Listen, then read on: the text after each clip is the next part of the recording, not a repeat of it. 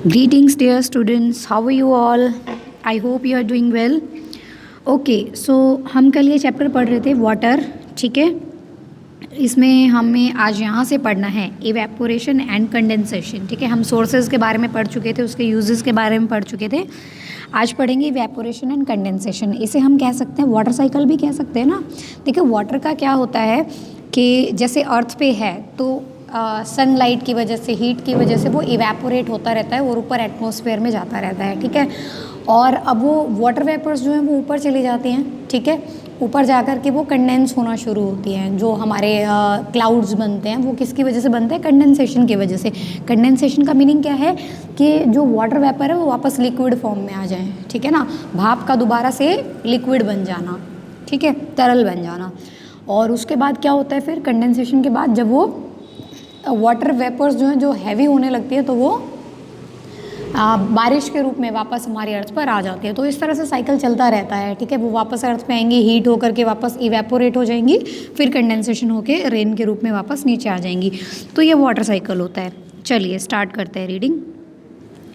The change of water into water vapour on heating is called evaporation. क्या कह रहा है कि पानी को जब वाटर वेपर बन जाता है, भाप बन जाता है गर्म करने पर, उसे इवेपोरेशन कहते हैं।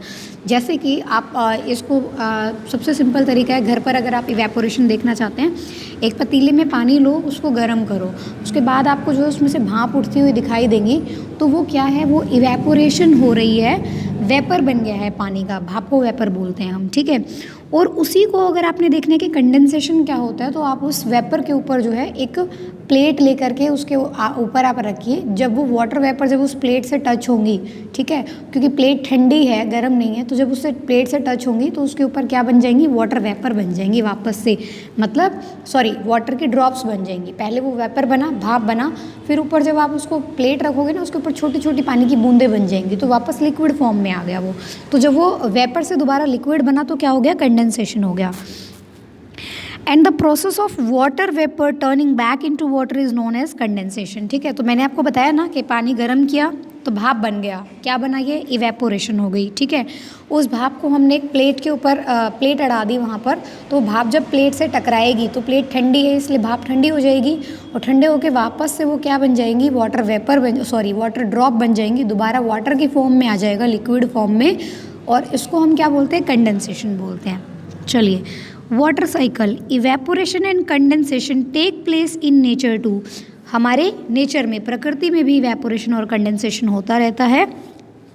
Water on surface of reverse, अब वो क्या कह रहा है कि जो सरफेस वाटर है, जैसे कि रिवर में है, ठीक है, लेक में, पोंड में, ओशंस में, इन सब में जो है gets heated up by the heat of sun and evaporates. वो क्या होता है कि जब सन की हीट की वजह से क्या होता है? वो इवेपोरेट होने लगता है, गर्म होने लगता है, और गर्म होकर के भाप बनने लगता है, तो ये इवेपोरेशन हो गई। It rises up in the air, और ये हवा में उठने लगता है, जैसे गर्म होकर के भाप बनेगा, ऊपर उठने लग जाएगा। गर्म हवा हमेशा ऊपर जाती है, ठीक है। As the water vapour reaches the upper part of the atmosphere, और जैसे जैसे ये वेपर जो है ऊपर एटमॉस्फेयर में जाती हैं, इट कूल्स डाउन, तो वापस ठंडी हो जाती हैं। And condensation condenses as tiny droplets of water to form cloud. उसके बाद क्या होता है कि जो इवेपोरेशन होके पानी, हमारी भाप ऊपर गई थी, ऊपर जाकर के ठंडी होकर के दोबारा पानी की छोटी छोटी बूंदों में बदल जाती हैं, कंडेंस हो जाती हैं, ठीक है। और उन ड्रॉपलेट से क्या बन जाते हैं? क्लाउड्स बन जाते हैं। इसका मतलब हम जो क्लाउड्स देखते हैं स्काई में, ठीक है, वो क्या है? पानी की छोटी छोटी बूंदें हैं, उसके साथ थोड़ी वो डस्ट भी होती है, ठीक है, इसीलिए उनके कलर डिफरेंट डिफरेंट होते हैं, वो अलग चीज़ है। The water droplets in the cloud further condense to form bigger drops of water which comes down to earth as rain। और जो पहले जो छोटी छोटी होती है ना, तो वो आसमान में टिकी रहती हैं, लेकिन जब ये ड्रॉप्स बड़ी हो जाती हैं, ठीक है ना, आपस में मिल कर के बड़ी होने लगती हैं, या और उनके साथ जो है और इवेपोरेट होकर के उसमें जो है वो ड्रॉप का साइज़ बड़ा हो जाता है, तो क्या होता है? जो ड्रॉप्स हैं वो रुक नहीं पाती आसमान में, और वो रेन के रूप में नीचे ज़मीन पर आ जाती है। The rain water ultimately flows down to fill the different water bodies, और वापस वो पानी उन्हीं वाटर बॉडीज़ में फिर से आ जाता है बारिश के द्वारा, है ना। This cycle of evaporation, condensation and subsequent return of water to the surface of earth is called the water cycle. इसे वाटर साइकिल कहा जाता है कि एक बार इवेपोरेट हो रहा है, पानी ऊपर जा रहा है, दोबारा कूल डाउन हो रहा है, वापस नीचे आ रहा है, ये साइकिल हो गई। मतलब अल्टीमेटली क्या होता है कि वाटर जो है वो वापस अर्थ पे आता ही है। How does water get polluted, बहुत इंपॉर्टेंट चीज़ है। आजकल तो बहुत ज़्यादा पॉल्यूशन हो रहा है ना, हर तरफ पॉल्यूशन हो रहा है, वाटर में, एयर में, ठीक है ना, सॉइल में। तो वो कह रहे हैं कि वाटर जो है वो कैसे पॉल्यूटेड होता है, हम सबको भी पता है ना। जो फैक्ट्रीज से वेस्ट निकलता है वो रिवर में डाल देते हैं लोग, जितने भी घर का कूड़ा है अगर उनके आसपास कोई रिवर वगैरह उसमें डाल देंगे, वहाँ जा कर के कपड़े धोते हैं, नहाते हैं, पशुओं को नहलाते हैं, तो वो पानी पीने लायक रहता ही नहीं है, पॉल्यूटेड हो जाता है, ठीक है।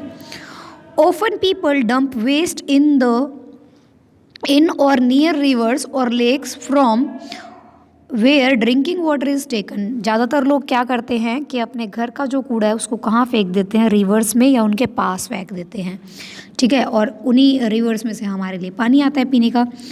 दिस वेस्ट में contain decaying food and dangerous substances which pollute the water. अब क्या कह रहे हैं कि हम जो अपने घर से वेस्ट जो फेंकते हैं, हो सकता है कि ये बहुत ही ज़्यादा इसके अंदर क्या हो, डीकेइंग फूड, मतलब कि सड़ने वाला फूड हो जाए, और इसके अंदर कोई डेंजरस सब्सटेंसेस भी हो सकते हैं जो हमारे पानी को पोल्यूट कर देते हैं, हम बीमार हो सकते हैं ऐसे पानी को पी करके। Washing clothes, cattles etcetera in river also pollutes the river. और रिवर में हम कपड़े धोना या वहाँ पर अपने जानवरों को नहलाना, उससे भी पानी जो है प्रदूषित हो जाता है। How do germs get in to the water, ये जर्म्स जो है वाटर में कैसे जाते हैं। When people use the area near a river as a toilet, the faeces get washed in to the river. जब भी कोई लोग जो है रिवर के आसपास, अगर आप जानते हो कि वो शौच करके आते हैं, ठीक है, तो वो पानी के अंदर बह के पानी के अंदर ही चला जाता है। Those who use the water may in turn fall ill because of the germs. अब जो उनके शौच के अंदर जो जर्म्स होते हैं वो उस पानी में चले जाते हैं, और अब उस पानी को जो पिएगा वो बीमार हो जाएगा, उसको वो जर्म्स उसकी बॉडी में भी चले जाएंगे। The waste from the toilets in our home is called sewage. हमारे टॉयलेट से जो वेस्ट आता है उसको सीवेज कहा जाता है। It is taken away in special pipes cold sewers और ड्रेन्स। और इसको जो है सीवर्स और ड्रेन्स उन्हें हम बोलते हैं, जिसके थ्रू, बड़े बड़े पाइप्स के थ्रू उस जो वेस्ट है उसे निकाल दिया जाता है वहाँ से। It is usually treated with chemicals to make sure that the germs are killed. और इसको जो ये वेस्ट होता है हमारा, जो सीवेज हमारी टॉयलेट से निकलती है, उसको मतलब केमिकल्स के साथ ट्रीट किया जाता है ताकि उसके सारे जर्म्स मर जाए। Sometimes the sewage from a city get mixed with the water supply. कभी कभी क्या होता है कि जो देखिए पाइप्स जो हैं वहीं पर हमारे पीने के पाइप चल रहे होते हैं, वहीं पर हमारे सीवेज के पाइप चल रहे होते हैं, तो होता है कि किसी लीकेज की वजह से क्या हो सकता है जो है ये सीवेज का जो वेस्ट है वो हमारी वाटर सप्लाई के साथ मिक्स हो जाता है कई बार। दिस में happen if the sewer leaks. ऐसा कब होता है, अगर जो सीवर है, जो पाइपलाइंस हैं वो लीक हो जाती हैं। तो इट में हैपन ड्यूरिंग रेन्स और अ फ्लड। बारिश में या बाढ़ के समय ऐसा हो सकता है। It can also happen if a tubewell is too close to the sewer. और ऐसा तब भी हो सकता है कि कोई ट्यूबवेल जो है वो सीवर के बहुत पास है, तो है ना। Then many people can suffer from waterborne diseases. और ऐसे में जो है लोगों को पानी से होने वाली बीमारियां हो सकती हैं, जैसे डायरिया वगैरह, ठीक है, इन्फेक्शन हो सकता है उन्हें। नेक्स्ट है पोर्टेबल वाटर। पोर्टेबल वाटर क्या होता है, पीने लायक पानी। Water that is fit for drinking is cold portable water. ऐसा पानी जो पीने लायक होता है उसे पोर्टेबल वाटर कहा जाता है। One should be very careful about drinking water. कहते हैं कि हमें जो है जब हम पानी पीते हैं उसके बारे में बहुत केयरफुल होना चाहिए कि वो पीने लायक है या नहीं है, ठीक है, वो क्लीन है या नहीं है। Dirty water can make you ill and cause serious diseases such as typhoid, typhoid, dysentery, jaundice, cholera, diarrhoea and hepatitis. तो वो क्या कह रहा है कि इस तरह की बीमारियां हमें गंदे पानी से हो सकती हैं। How can we help prevent these diseases. और हम इन बीमारियों से कैसे बच सकते हैं।